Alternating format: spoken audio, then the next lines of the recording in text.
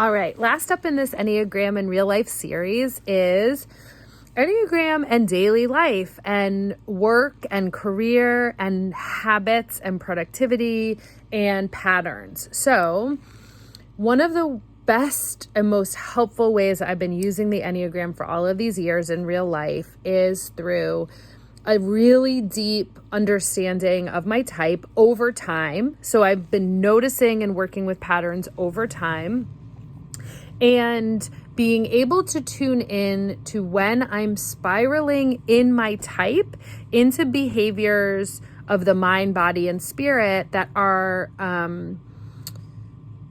not helpful.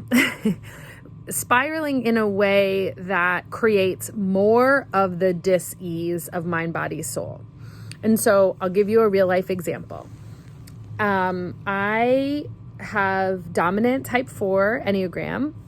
And one of the things that can happen is that I have such a deep and intimate relationship with my emotions that I can spiral down into deep grief or sadness. And that for me is actually like a really comfortable place to be.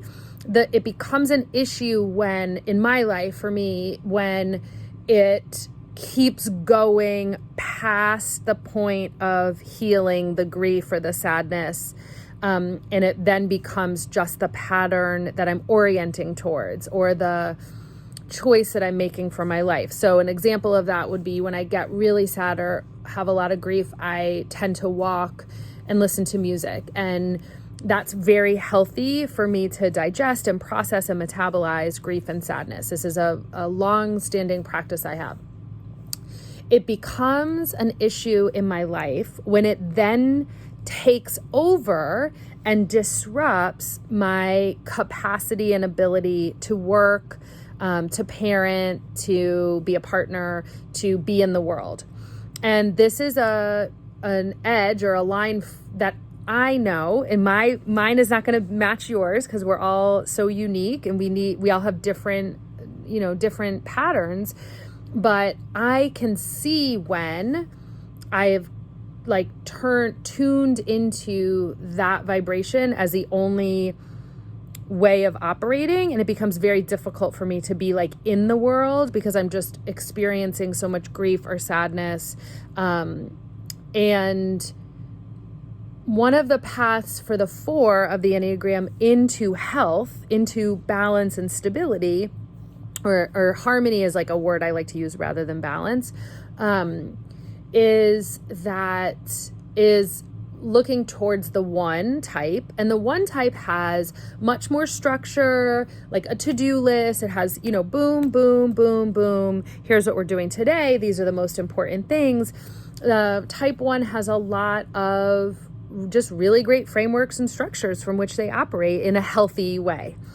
So for my 4 type, it's really important that I know that in the appropriate time to turn towards the path of the healthy version of the 4 means that I'm going to be looking towards some of those 1 habits and patterns and operating systems in order to get myself kind of back into the world.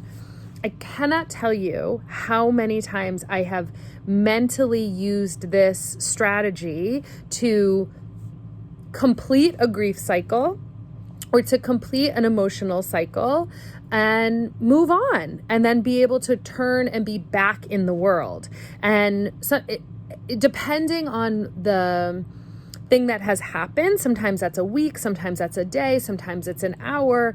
I've had all various lengths of the emotional processing that I think is, again, really important and healthy and very, very common to a type 4.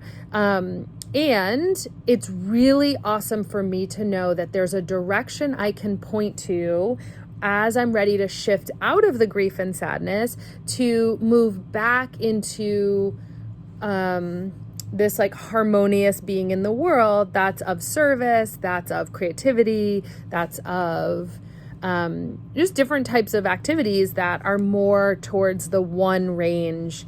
And again, it's just been a super, super, super helpful, valuable tool over these past years.